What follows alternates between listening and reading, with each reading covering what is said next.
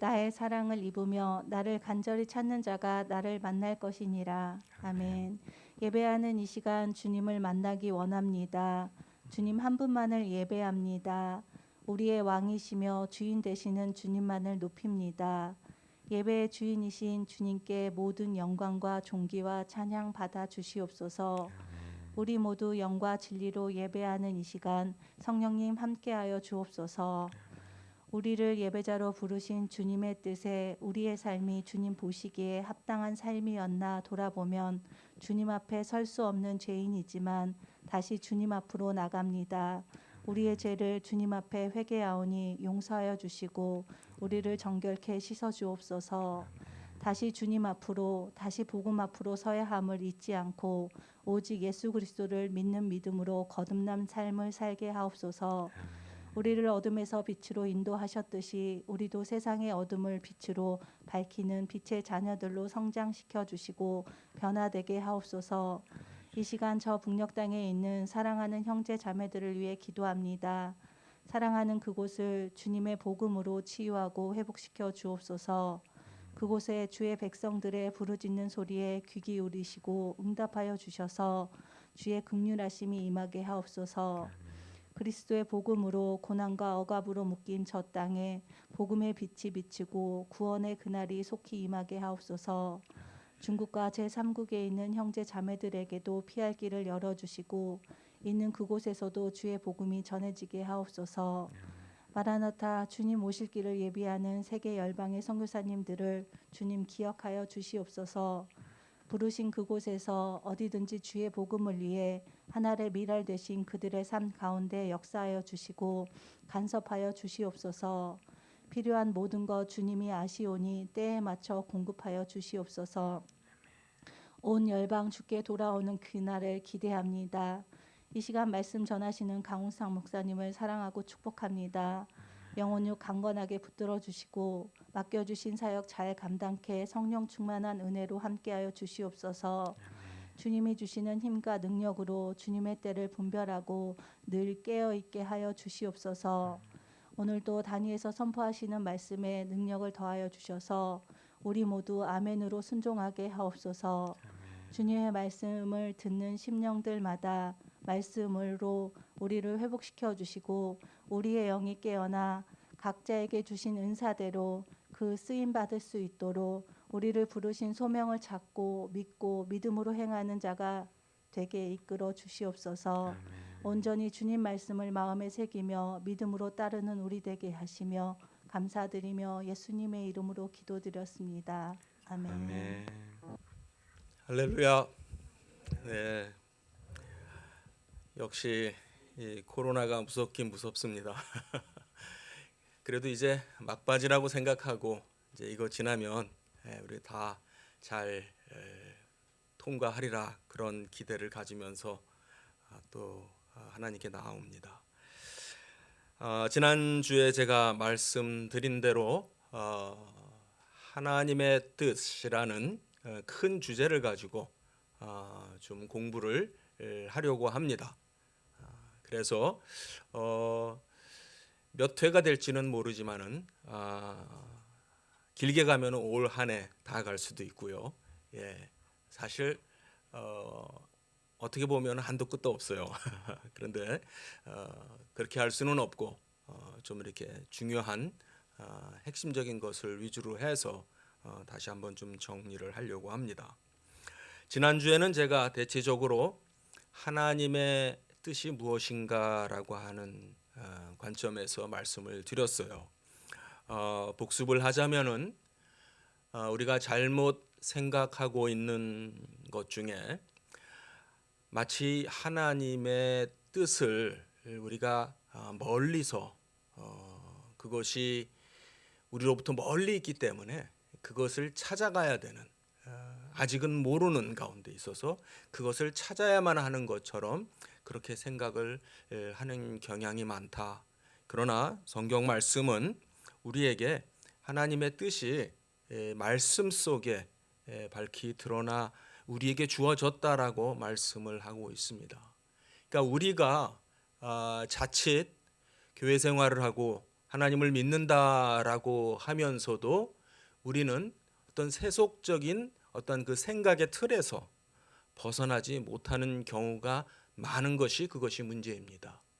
하나님의 주권을 우리가 말하면서도 그 주권의 의미를 살아계신 인격적인 하나님 아버지, 나를 창조하시고 나를 사랑하시는 그 아버지의 관점에서 보지 못하고 그것을 운명론적인, 숙명론적인 또는 기계적 결정론적인 그러한 관점에서 하나님을 생각을 하고 또 성경을 읽고 하다 보면은 그것이 성경적인 신앙생활이 되지 못하고 결국은 종교 생활은 하지만은 정말 하나님을 알아가는 그런 삶은 살지를 못하게 됩니다. 그런 측면에서 제가 지난 시간에 우리가 하나님의 뜻을 알기 위해서는 하나님과 대화해야 됩니다. 그렇게 표현을 했어요.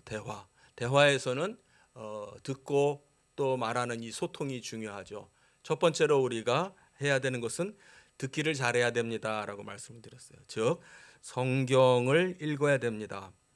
이 부분은 뭐 우리가 신앙생활하면서 정말 성경 우리 읽읍시다라고 하는 것이 왠지 새롭게 안 들리는 그런 좀 모순이 있는 것 같아요.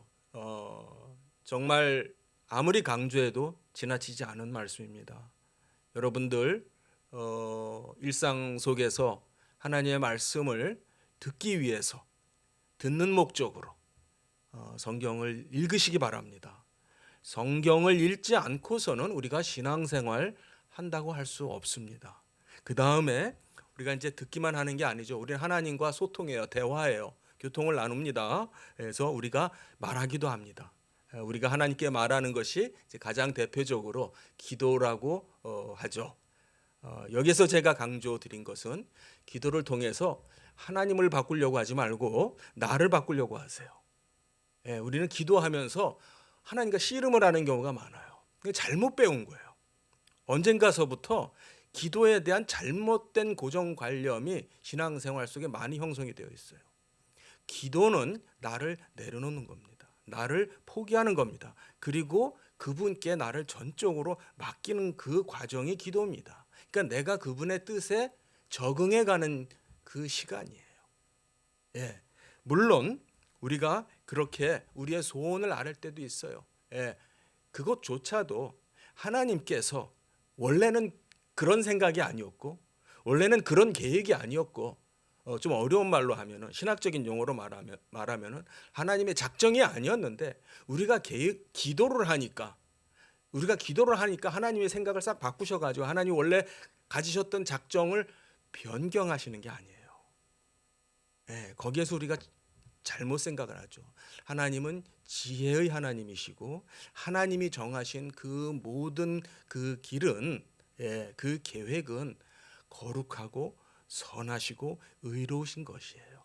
우리를 위해서 가장 행복한 결정입니다. 행복한 계획입니다. 그 과정 속에서 기도라는 것은 우리가 하나님의 뜻에 나를 맞춰가는 그런 과정이라고 생각을 합니다. 제가 정말 그 아내한테 좀 자주 듣는 그런 그 말이 있어요. 무슨 말이냐면은 제가 아내가 말을 하는 거를 잘 귀담아 듣지 않는데요.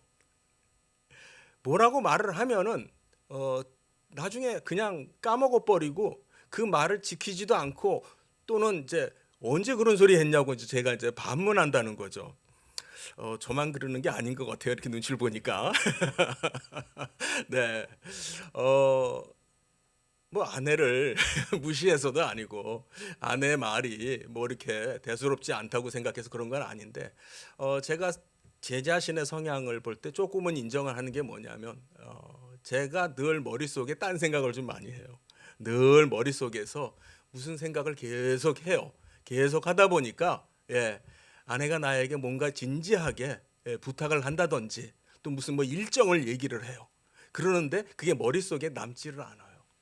그러면 쉬운 말로 제가 아내 뜻을 이렇게 알아들었다, 이해했다 라고 할 수 없는 거죠. 결국은 나는 내 생각에 잠겨 있다 보니까 아내의 소리를 듣지를 못하는 것이 그런 경험을 하는 것 같아요.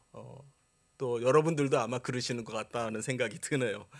그렇죠. 우리가 사람 사이에서도 일상생활에서도 또 부부 사이에서도 서로에게 경청하고 듣고 하는 데서부터 우리의 소통이 시작이 되는 건데 우리 신앙생활도 그렇습니다. 하나님과의 교통에서도 하나님의 소리를 귀담아 들어야 되고요. 또 그러기 위해서 제가 하나님의 뜻이라는 큰 주제를 가지고 말씀을 나누면서 이 부분에 대해서 제가 무척 강조할 거예요. 매 시간마다 강조를 할 겁니다. 그래서 오늘은 창세기 1장 1절의 말씀, 아마 집에서도 아이에게 하나님의 말씀을 가르칠 때 제일 먼저 가르치는 말씀이 이 말씀일 거라고 생각되어지고 또 그러면서 가정에서부터 어린아이들이 이 말씀은 다 머릿속에 외울 필요도 없을 정도로 각인되어져 있는 말씀이라고 생각이 되어져요. 그 말씀에서부터 오늘 첫 주제를 가지고 얘기를 하려고 합니다.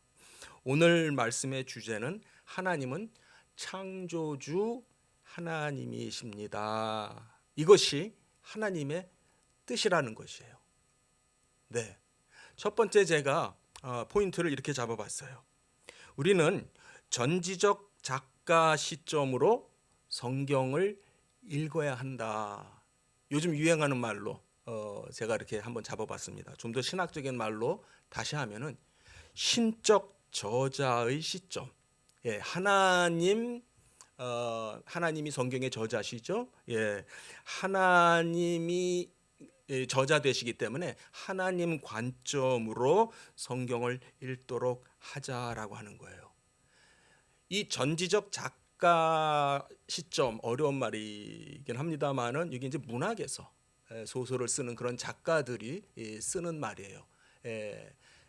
그 시점에는 문학에서는 두 가지의 시점이 대비가 될 수 있습니다. 하나는 작가의 시점, 그리고 또 하나는 독자의 시점. 그러니까 작가는 자기가 글을 쓰니까 자기가 다 알고 쓰는 거죠. 독자는 모르죠. 그러니까는 우리가 글을 읽을 때, 소설을 읽을 때 재밌는 것은 모르니까, 이게 앞으로 어떻게 진행이 될지 모르니까 또 재미있기도 해요. 그게 독자의 시점이고, 작가의 시점은 내가 다 아니까, 내가 썼으니까. 그래서 전지적 작가 시점, 이런 말을 씁니다. 우리가 성경을 읽을 때는요, 우선적으로 독자의 시점보다는요, 저자의 시점으로 읽어야 됩니다. 하나님 시점에서 성경을 읽도록 나 스스로를 자꾸 훈련해야 됩니다. 그런데 우리는 어느새 나도 모르게 성경을 독자 시점으로만 읽어요. 그래서 이것이 나에게 어떤 의미인가라고 하는데 매우 집중되어져 있어요. 자, 그렇다면 우리 창세기 1장 1절을 비롯해서 창세기 1장, 더 넓게는 창세기 자체를 생각해도 좋겠는데, 하나님께서 이제 성경을 우리에게 주셨단 말씀이에요. 하나님께서 우리에게 성경을 주셨는데, 성경을 열었더니 제일 처음에 하나님이 무슨 말씀을 하실까라고 하는 것이 하나님에게 있어서는, 그 저자의 관점에서는, 저자 입장에서는 굉장히 중요하겠죠. 굉장히 중요한 것을 제일 먼저 얘기할 거예요. 저는 이 부분을 얘기할 때마다 이런 예를 자주 들어요. 어떤 사람이 성경을 한 번도 읽어본 적이 없는 한 젊은 청년이 나름 정직한 객관적인 사고를 하려고 노력을 하는 그런 한 지성의 젊은이가 성경을 한 번도 읽어본 적이 없는데 처음으로 성경을 열었다. 성경에 대해서 궁금한 마음이 생겨서 한번 좀 성경 좀 한번 봐야 되겠다라고 하는 마음으로 성경을 열었다고 한번 생각해 보자. 성경을 딱 열었더니 첫 줄에 뭐라고 쓰여져 있냐면은 태초에 하나님이 천지를 창조하셨다라고 쓰여져 있는 것을 태어나서 처음 읽게 되었다. 처음 알게 되었다. 라고 한번 상상을 해보자. 그럴 수 있죠. 그런 사람들 많겠죠. 예, 내가 꼭 교회 다니기로 하지도 않았고 하지만 워낙 교회 다니는 사람도 많고 기독교 하는 그런 것도 많고 하니까 도대체 성경이 어떤 책인지 한번 읽어보자라고 하는 뜻에서 읽어볼 수 있습니다. 그랬더니 첫 줄에서 뭐라 그래요? 첫 줄은 그 사람에게 있어서 그 사람이 정직한 사고를 한다고 제가 말씀드렸어요. 나름 논리적이고 합리적인 사고를 하려고 하는 젊은이다라고 제가 말씀드렸어요.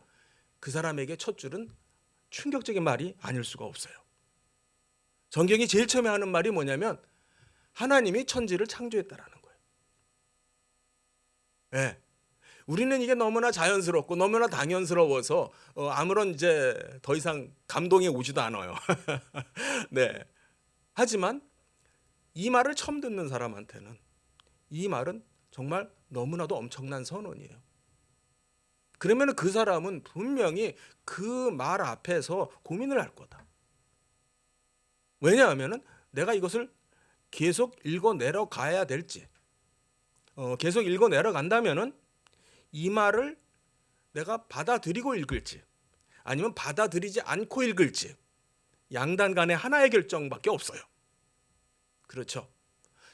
하나님이 우리에게 주신 이 성경, 이 말씀은 첫 줄에서부터 무엇에 대해서 얘기하냐면은 하나님에 대해서 얘기해요. 그러니까 여기에서 우리가 첫 번째로 노력을 해야 되는 부분이 뭐냐면은 성경을 읽을 때 노력을 해야 되는 부분이 뭐냐면은 과연 하나님은 어떠한 마음으로 어떠한 뜻으로 성경을 이렇게 쓰셨을까? 마치 그 이제 창작 활동을 하는 글 쓰는 활동을 하는 사람들은 작가라고 그래요. 하지만 하나님은 작가가 아니죠. 예, 하나님은 그냥 글 쓰는 그런 그 창작 활동을 하신 분이 아니고 하나님은 저자예요. 예, 글의 저자이실 뿐 아니라 모든 만유의 저자세요. 그분을 통해서 모든 것이 존재하죠. 예, 바로 그 부분. 그 하나님의 의도가 무엇일까? 여기에 우리는 늘 관심을 가져야 되고 반드시 그 질문을 해야 된다는 겁니다. 올해 우리가 하나님의 뜻에 좀 더 가까이 다가가기를 원하는 소망으로 우리가 신앙생활했으면 좋겠습니다. 예, 하나님의 뜻에 가까이 다가가시고 그리고 여러분의 삶이 하나님의 뜻을 펼치시는 그런 인생이 되시기를 축복드립니다. 네, 그것이 우리에게 가장 복되고 행복한 길이에요. 그러기 위해서는 항상 하나님 입장에서 성경을 읽고자 하는 그러한 노력을 해야 됩니다. 여기에서 오늘의 결론이면서 제가 먼저 말씀드리고자 하는 것은 하나님을 창조주 하나님으로 아는 것이 하나님이 제일 처음 성경을 우리에게 보여주시면서 우리에게 주시면서 하나님이 가지신 뜻이다. 하나님의 뜻이다라는 겁니다. 그러니까 성경을 통해서 제일 처음 드러나는 제일 처음 우리가 접하게 되는 하나님의 뜻이 무엇인가? 하나님이 우리에게 알려주시는 들려주시는 당신의 뜻이 무엇인가? 하나님은 우리가 하나님을 천지를 지으신 창조주 하나님으로 알기를 원하신다라는 거예요. 아멘. 네, 이게 하나님의 뜻이에요. 자, 그러면 좀 더 자세하게 한번 얘기를 해볼까요? 창세기 1장 1절은요 두 가지를 말해요. 두 가지를 말한다고? 하나를 말하던데? 태초에 하나님이 천지를 창조했다. 한 가지 아니야? 예. 잘 한번 볼까요? 이 구절은요 두 가지를 우리에게 말해요. 하나는 태초에 하나님이 계셨다라고 하는 데서부터 성경이 시작돼요. 잘 생각해 보세요. 태초에 이 말 자체가 사실 굉장히 어려운 말이에요.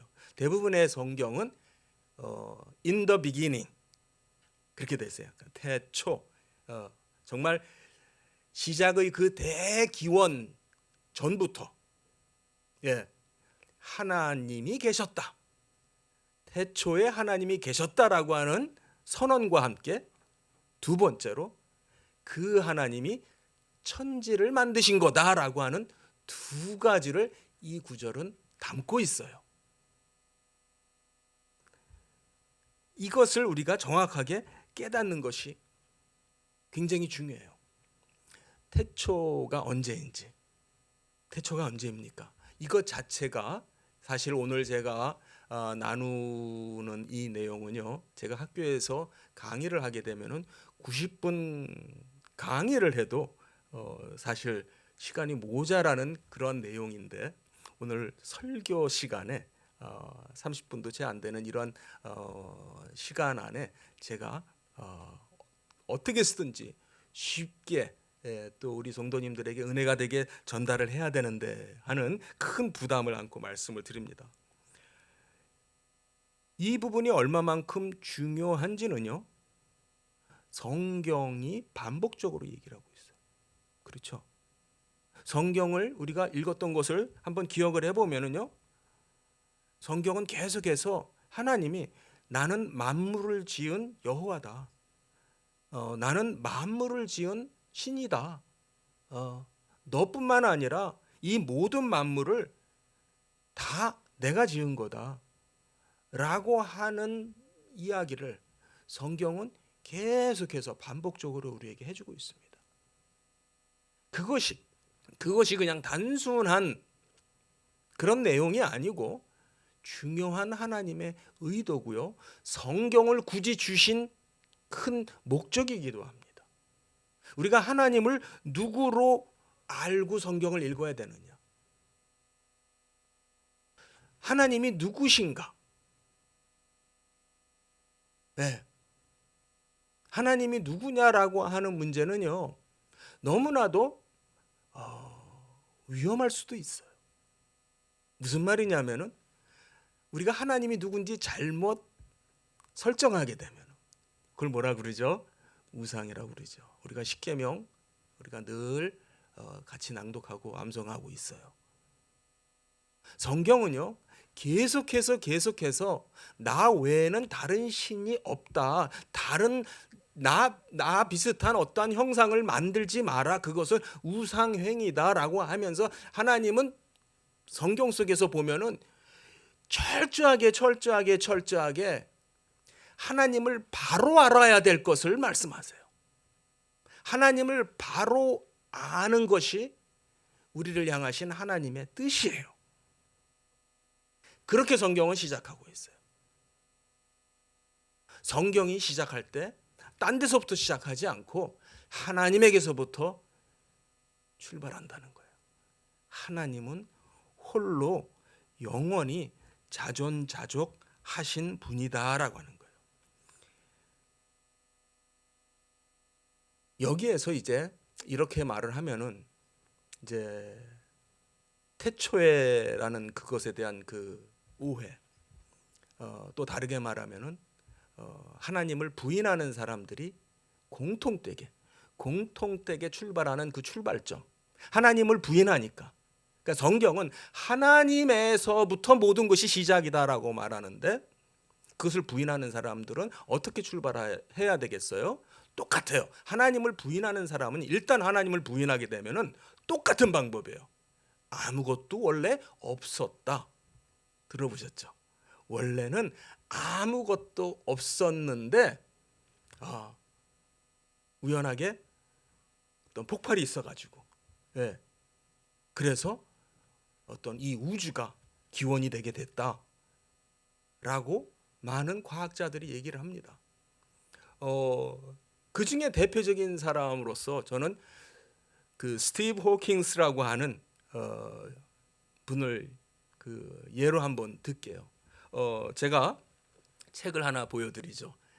스티븐 호킹이라고 하는 이분은 케임브리지, 영국의 케임브리지 대학의 이론 물리학자 또는 천체 물리학자로 20세기 대표하는 가장 정말 천재적인 사람으로 알려져 있죠. 특별히 이 분은 여러분들 뭐 미디어나 이런 TV 같은 데서 보셨을 거예요.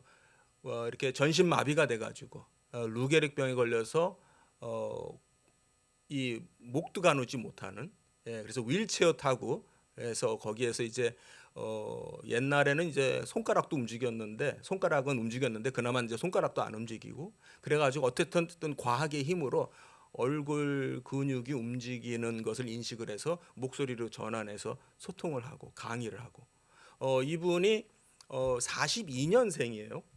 근데 2018년에 돌아가셨더라고요. 근데 처음에는 21살에 루게릭병이 생겨가지고 한 3년밖에 못 산다 그랬었어요. 이분에 대한 영화도 나와 있고 그렇죠. 예. 그런데 이분이 굉장히 오래 사신 거죠. 발병되고도 50년 넘게 사는 정말 기적을 이루었는데, 그분이 여러 책을 썼는데 그 중에 이제 그 시간의 간략한 역사, Brief History of Time, 이 책이 전 세계적으로 얼마나 많이 팔렸냐면요, 2,500만 권이 팔렸대요. 굉장히 많이 팔렸다라고 하는 걸 제가 알아서 인터넷에 한번 검색을 해보니까 2,500만 권이에요. 그것도 좀 시간이 좀 지난 기록이니까 더 되겠죠. 2,500만 권이 아니라 한국에서는 이제 저 같은 사람의 입장에서는 25,000권만 팔려도 대박이거든요.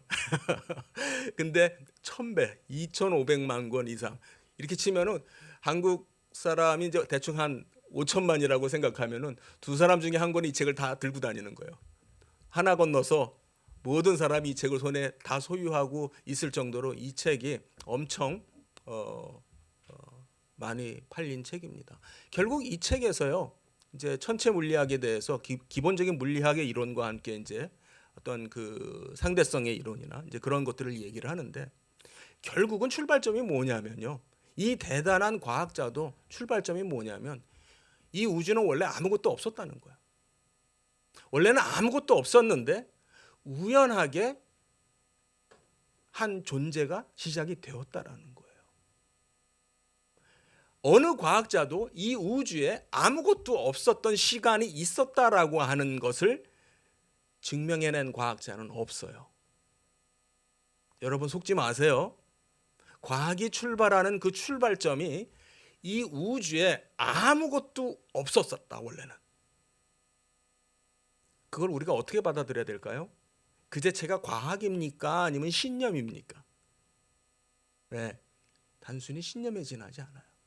그 신념이 강해지면은 신앙이고요. 그 신앙은 곧 종교예요.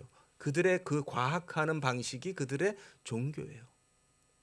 물론 하나님을 부인하는 자들이니까 더더욱 종교적인 충돌, 신앙의 충돌이라고 하지 않을 수 없죠.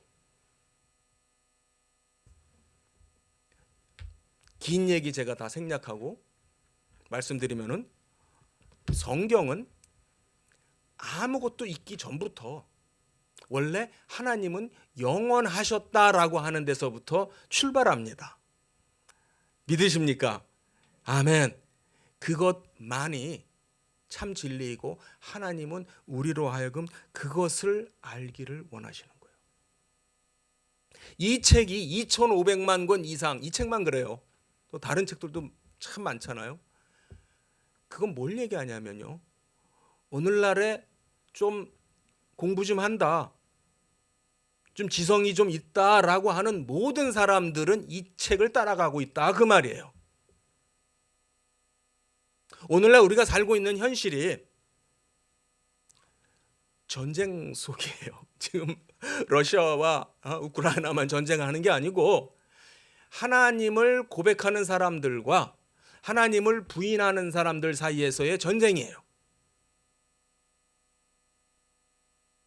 하나님을 부인하는 사람들은 나름 여러 가지 방법을 통해서 하나님이라고 하는 건 원래 없다, 원래 아무것도 없었다. 그런데 여기에서 그 말이 나왔으니까 제가 한번 전에도 한번 이런 걸 우리가 한번 해본 적이 있는데, 없다라고 하는 걸 한번 정의해 보세요. 여러분이 없다, 뭐 한자로 쓴 없을 무, 영어로 하면 nothing을 한번 없다라는 게 뭔지 한번 설명해 보세요. 그런데 단서가 있어요. 있다라는 말을 사용하지 말고 있다라는 말이나 그러니까 유의 개념을 사용하지 말고 무를 한번 설명을 해보세요. 무가 뭐예요? 아무리 노력을 해도 아무것도 있지 않다. 이제 가장 이제 쉽게 말할 수 있는 게 이제 아무것도 있지 않다. 아무것도라고 하는 유 개념이 있어야만 없다라고 하는 말을 할 수가 있어요. 핵심은 뭐냐면요. 무라고 하는 것은 절대 실체가 아니에요. 그 자체가 존재가 아니에요. 무라고 하는 것은 존재를 가정하고 존재를 상정하고 그 존재를 부정하는 것이 무예요. 그래서 영어 표현이 영어 단어가 그걸 너무나 잘 쉽게 우리에게 보여줘요. Nothing, no thing. 그렇죠? thing이라고 하는 어떤 게 있어요. thing이 있는데 thing 앞에 no를 붙인 게 nothing인 거예요. 그러니까는 자 여기에서 우리는 너무너무 확실하게 없다. 이 자체는 실체가 아니구나.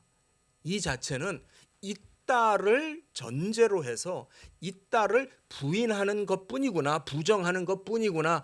그게 정확한 이해예요. 그러니까 태초에 하나님이 계셨어요. 아무것도 없는데 하나님이 계신 게 아니에요. 그 자체가 우리가 상대적인 이해를 하는 것뿐이에요. 그 자체가 우리가 그들이 말하는 이런 사람들이 말하는데 호도될 수 있는 우리 스스로의 사고예요. 어렵지만은 태초에 하나님이 계시다 이 말은 뭐냐면 하나님의 존재만이 유일한 거예요. 그러니까 빈 아무것도 없는 공간 여백 속에 하나님이 계신 게 아니고 그 굉장히 어려운 말을 제가 지금 하고 있어요. 상상이 안 되는 말이죠. 이 빈 공간에 아마 김건우 목사님 아침에 제일 먼저 오셨을 거예요. 빈 공간에 하나님만 딱 계신 게 아니고요. 그 빈 공간이라고 하는 없다라고 하는 것 자체를 걷어내야 돼요. 그런 생각을 우리는 하지 말아야 돼요. 그래야만이 그나마 하나님이 영원하시다. 하나님만이 영원하시다라고 하는 것에 조금 그래도 근접해 갈 수 있어요. 정리를 다시 합니다. 창세기 1장 1절은 두 가지를 말해요. 하나님은 그러니까 태초에 하나님이 계셨다라고 하는 것, 하나님만이 영원하시다라는 것과 그리고 이 모든 것은 하나님이 창조하셨다라는 거예요. 그 다음에 이 구절에서 우리는 또 무엇을 발견하게 되냐면은 하나님은 우리와 다르다라고 하는 것이에요. 하나님이 입을 여셔서 첫 말씀을 하셨어요. 그 첫 말씀 속에서 하나님은 우리가 우리 피조물이 인간이 하나님이 누구신지를 정확하게 알기를 원하시는 것이 하나님의 뜻이에요. 그 하나님이 누구신지 정확하게 아는 것에 굉장히 핵심적인 게 뭐냐면 하나님과 우리가 다르다라고 하는 거예요. 하나님은 창조주시고 우리는 그분이 만드신 피조물이라고 하는 것을 아는 것이에요. 즉 존재에 있어서 다른 것이에요. 요한복음 4장 24절에 하나님은 영이시니 이렇게 말씀하세요. 하나님은 영이시니. 자, 그러면 이제 성경 말씀이 하나님은 영이라고 그랬습니다. 그러면 이제 여러분들 이제 하나님이 누군지 이제 잘 아시겠어요? 하나님은 영이세요. 머리로는 아는 것 같은데 사실은 그게 우리가 인지가 되지 않는 말이에요. 하나님은 영이다라고 하는 이 말이 우리와 다르다라고 하는 그런 의미에서부터 출발해야 돼요. 하나님은 영입니다. 즉 피조물이 아닙니다. 물질이 아닙니다. 그 말이에요. 그렇기 때문에 하나님은 만들어진 피조된 우리와 같은 물질로 되어진 그러나 좀 힘만 좀 더 세고 가진 것만 더 많고 우리보다 훨씬 더 오래 사시는 그런 분이라서 우리가 하나님을 예배하는 것이 아니죠. 하나님은 영이다라고 하는 이 자체가 성경에서, 이 성경은요 우리에게 계속해서 반복적으로 이걸 얘기를 해요. 하나님은 우리와 다르시다. 하나님은 저 높은 곳에 계시고 우리의 생각과 다르시다 라고 하는 것을 성경은 계속해서 우리에게 얘기해요. 저는 그걸 성경의 영성이다 이렇게도 표현을 해봅니다. 성경이 우리에게 주는 어떠한 그 경건의 자세, 우리가 어떤 신앙인의 자세를 가져야 되는가, 우리가 노력하면은 우리의 어떤 노력을 통해서 하나님을 알아갈 수 있고 하나님을 정복할 수 있고 또 우리가 하나님이 될 수 있는 신이 될 수 있는 그런 생각으로 접근하는 사람들이 있어요. 그게 아니죠. 하나님은 우리에게 예배의 대상이에요. 하나님이 우리의 예배의 대상인 것은 하나님은 우리와 다르신 존재 자체가, 그분은 창조주이시고 우리는 단순히 그분이 만든 피조물, 그분이 토기장이가 만든 토기에 지나지 않는 보잘것없는 그 존재의 차이를 인식하는 데서부터 우리의 예배가 출발합니다. 오늘 우리 예배도 마찬가지예요. 우리의 예배는요 정말 우리와 너무너무 다르신, 그래서 그걸 성경은 뭐라고 말하냐면 거룩이라고 표현해요. 거룩의 의미가 뭐냐면요 우리와 다르시다라고 하는 거예요. 우리와 다르신 분이기 때문에 그분은 거룩하신 거예요. 또 그분은 지식에 있어서 달라요. 그분의 지식은 창조적 지식이고요. 우리의 지식은 모방의 지식이에요. 문학에서 이런 말을 하죠. 모방이 없이는 창작이 일어나지 않는다. 그러니까 또는 모방이 창작의 어머니다. 그러니까 인간의 그 지식 활동은요 그 자체가 창조적인 게 아닙니다. 근데 여러분들 학교 다닐 때 학교의 어떤 교훈 표에 써 있는 거 보면은 창조적 인간이 되자 이런 거 보셨을 거예요. 기억나시죠? 창조적 인간, 창조적 사고 이런 말을 들었는데 사실은요 인간은 그 자체가 불가능합니다. 인간의 사고는요 하나님이 주신 그 범위 안에서 사고를 해요. 세상의 모든 학문은, 그 학문이 정당한 학문이라면은 세상에 존재하는 모든 학문은 뭘 소재로, 뭘 대상으로, 뭘 연구하는 학문일까요? 창조 자체. 그렇죠? 인간이 발견했다, 발명했다, 대단한 이론이다 라고 하는 그 자체는요 이미 하나님이 만들어 놓으신 것을 가지고 하는 활동이에요. 하나님만이 창조적인 지식을 갖고 계세요. 우리 성경 본문의 1장에도 보면은 하나님께서 그렇게 말씀하시니까 그대로 되니라. 자, 1장에만 봐도 그대로 되니라가 한 7, 8번이 나와요. 그리고선 하나님이 보시기에 좋았더라. 하나님이 그렇게 말씀하니까 그대로 되고요. 그게 하나님이 보시기에 좋았어요.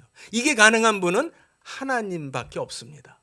우리가 말하는 게 실패함 없이 그대로 된다거나 그래서 그것이 우리에게 무한대한 만족을 주는, 기쁨을 주는 그런 일은 없어요.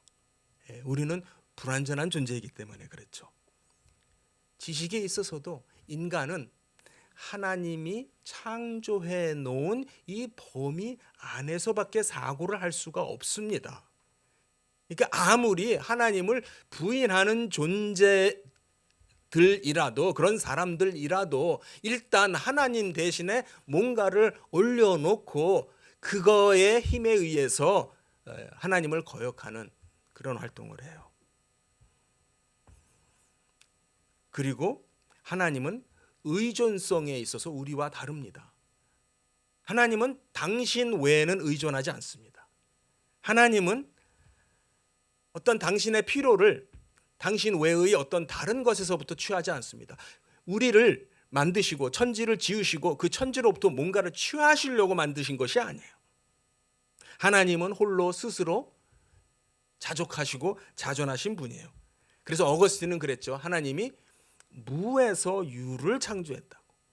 예, 하나님만이 그렇게 하실 수 있는 분이에요. 조금 전에 얘기한 것처럼 인간의 창조는 있는 걸 가지고 개조하고 개선하고 바꾸고 이런 것이겠죠. 그래서 인간은요, 이 피조물이라는 것, 하나님이 피조물을 만들었어요. 천지를 만들었어요. 이 천지는요, 존재 자체가 의존적 존재예요. 불가피하게 어디에 의존하냐? 이 피조물은 존재하는 순간 시간과 공간에 의존합니다. 하나님은 시간과 공간을 초월해 계시는 분이에요. 성경에 창세기 1장에 몇 절에 가서 몇 날째에 가서 하나님께서 시간과 공간을 만드셨나요? 라고 질문을 하면은요, 나름 답을 하려고 애를 쓰는 학생들이 있어요. 그런데 사실 하나님께서 어느 날 딱 부러지게 시간이나 공간을 만든 적이 없어요. 제일 먼저 하나님 만드신 게 뭐죠? 빛이죠. 빛이 있으라. 빛이 있으라 하며 빛이 있었습니다. 자, 그러면 그 빛은 어디에 존재합니까? 바로 빛이 존재하는 공간이 생깁니다. 그리고 그 빛은 이제 저녁이 되고 아침이 되니 첫째 날이에요. 그럼 몇 살 됐어요? 하루 된 거죠. 빛의 나이가 영어로 말하면 one day old. 하루 된 거예요. 그러니까 모든 피조물은요, 존재 자체가 가지고 있는 제한적 속성이 있어요. 그 제한적 속성이 뭐냐면 시간이고 공간이에요. 아무리 빛이 빠르고 아무리 빛이 멀리 가는 것 같아도 빛이 나한테 도달하기까지요. 이 책에서 스티븐 호킹스가 잘 설명을 해주는데, 내가 저 별이 내 앞에 저기 있는 것으로 봤을 때 저 빛은 저 별이 어디 있을 때부터 그 빛이 발사된 거냐면, 저기 있을 때 발사된 빛이 저 별이 절로 이동하는 시간 사이에 위치적으로는 나한테 도달을 해서 내 눈에는 저 빛이 저기 있는 것처럼 보일 뿐이다라고 하는, 그게 이제 상대성 이론이에요. 뉴턴의 물리학은 모든 것이 정지된 상태에 있어서 정지된 상태를 기준으로 해서 했던 것이 뉴턴의 물리학이에요. 아인슈타인의 물리학은 상대성의 물리학이에요. 다시 말해서 쟤도 움직이고 있고 나도 움직이고 있는 가운데서 시간과 공간의 속도를 측정하는 것의 의미가 달라지는 것이죠. 네. 이게 말하는 게 뭐냐면요, 결국 피조물은 존재적인 한계를 가지고 있어요. 피조물은 시간과 공간이라고 하는 꼬리표를 떼지 못합니다. 예. 하나님만이 시간과 공간에 갇히지 않는 분이에요. 초월해 계시면서 그러나 또 우리에게도 오시는, 시간과 공간 안으로 오시기도 하시는 하나님이라는 점에서 근데 나중에 얘기를 하겠습니다. 마지막 포인트를 말씀드리겠습니다. 성경을 우리가 볼 때 전지적 작가의 시점에서 우리가 성경을 봐야 된다. 좀 신학적인 표현을 하면 신적 저자의 관점에서 성경을 봐야 된다 할 때, 성경 자체가 처음에 창조라고 하는 사건이 있었죠. 이 창조라고 하는 사건이 끝에 마지막을 어디다가 초점을 맞추고 있어요? 새 하늘과 새 땅. 그렇죠. 성경이 사용하고 있는 그 용어에 우리는 의미를 둬야 돼요. 성경이 우리가 최종적으로 어디에 가도록 얘기를 하고 있냐면은 천국, 하늘나라 이렇게도 표현해요. 그런데 그 곳을 창조의 언어로 설명을 해요. 새 하늘, 새 땅. 또는 성경은 그걸 가리켜서 재창조, 새로운 피조물 이렇게 표현을 해요. 그러니까 성경의 의도예요. 그게 성경을 지으신 분의 의도고 뜻이에요. 그렇다면 우리는 성경을 구조적으로 그렇게 읽어야 되는 거예요. 우리가 결국 신앙생활을 통해서 무엇에 도달해야 되느냐, 우리가 성장을 하는데 어디까지 성장을 해야 되느냐, 우리가 어디까지 회복이 돼야 되느냐. 하나님은 온 우주와 천지만물과 나를 창조하신 하나님입니다. 나를 창조하신 하나님입니다 라고 하는 것을 회복하는 데가 우리가 하나님을 알아가는 끝이에요. 최대치예요. 우리가 하나님을 다르게 말하면요, 그 이상으로 알 수도 없어요. 하나님이 우리에게, 하나님 스스로가 우리에게 알게끔 알려주신 만큼만 우리가 알 수 있어요. 그것을 우리 스스로 독자적으로 혼자서 찾아가는 게 아니고 성경을 통해서 찾아가는 겁니다. 성경은 우리에게 그것을 말씀하고 있어요. 사랑하는 성도님들, 우리가 신앙생활하면서 하나님의 뜻을 세워가는 복된 여러분들 되시기를 축복드립니다.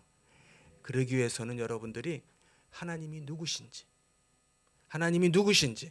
그리고 성경은 제일 먼저 제일 처음 하나님을 누구로 소개하고 있는지, 항상 이것이 회복이 돼야 되고 일로 돌아와야 된다라고 하는 것을 꼭 간직하실 수 있는 여러분들 되시기를 축복드립니다. 기도하겠습니다.